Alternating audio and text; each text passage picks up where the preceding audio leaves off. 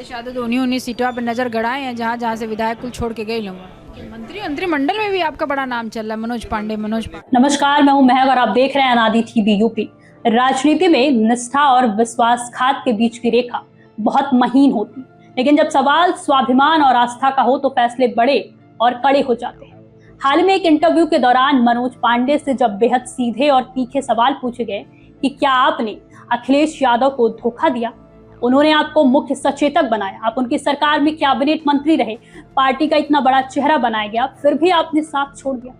इन चुभते हुए सवालों पर मनोज पांडे ने जो जवाब दिए, उन्होंने सियासी गलियारों में एक नई बहस छेड़ दी।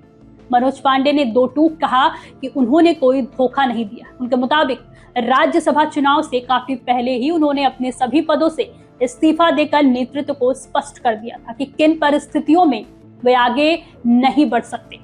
उन्होंने भावुक होते हुए एक बड़ी बात कही कि वो अब भी धरतीपुत्र मुलायम सिंह यादव जी का उतना ही सम्मान करते हैं, लेकिन जहां उनकी आस्था और स्वाभिमान पर चोट पहुंचे वहां तो समझौता नहीं कर सकते। राजनीति के चाणक्य कहे जाने वाले दिग्गजों ने हमेशा कहा है कि राजनीति संभावनाओं का खेल है, लेकिन मनोज पांडे के लिए यह सिद्धांतों की लड़ाई नजर आती है।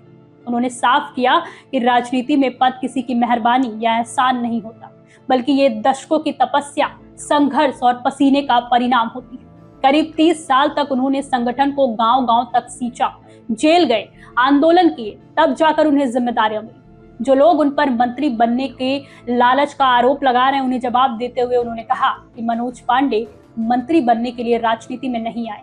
उन्होंने अपनी पीड़ा साझा करते हुए बताया कि जब भगवान राम, रामचरितमानस और सनातन आस्था पर अमर्यादित टिप्पणियां की जा रही थी, तब उन्होंने बार बार पार्टी नेतृत्व के सामने अपनी बात रखी।